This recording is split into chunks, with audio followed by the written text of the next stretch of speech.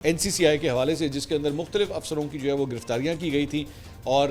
इस्लामाबाद से और लाहौर सर्कल से मुख्तलिफ ऑफिसर्स को जो है गिरफ़्तार किया गया था। इसी हवाले से चंद मज़ीद कुछ अपडेट्स भी सामने आ रही हैं। ये भी पता लग रहा है कि इनमें से कई अफसरान के जो है वो नेटवर्क्स कितने बड़े थे। हमने आपको बताया था कॉल सेंटर्स के हवाले से भी जो है वो चंद इल्ज़ामात सामने आ रहे थे और साथ ही साथ डकी भाई की फैमिली से भी जो है वो पैसों का मुतालबा किया गया था।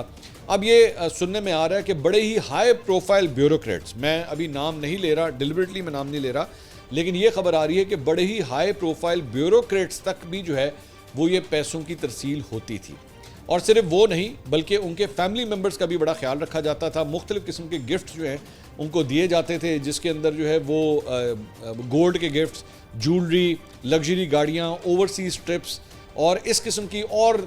जो मज़ीद शौक़ वगैरह थे ना, मैं अभी लफ्ज़ यही इस्तेमाल करूँगा, उनको पूरा करने के लिए भी जो है वो इंतज़ामात किए जाते थे। और अब सुनने में यह आया कि जिस तरह ये किताब खुल रही है तो बहुत बड़े बड़े नाम जो है वो सामने आ रहे हैं। ऐसे ऐसे इदारों से, ऐसे ऐसे डिपार्टमेंट से नाम सामने आ रहे हैं कि खुदा की पनाह। और इस वक्त सुनने में ये आ रहा है कि ये जो पूरा ऑपरेशन किया गया है इसको बंद करने के लिए हर मुमकिन ज़ोर जो है वो इस वक्त लगाया जा रहा है कि किसी तरह ये इंक्वायरी जो है वो बंद हो जाए, क्योंकि अगर ये डायरी खुलती गई और हर सफ़ा जो है वो टर्न होता रहा तो और बहुत से बड़े बड़े नाम जो हैं वो एक्सपोज होना शुरू हो जाएंगे।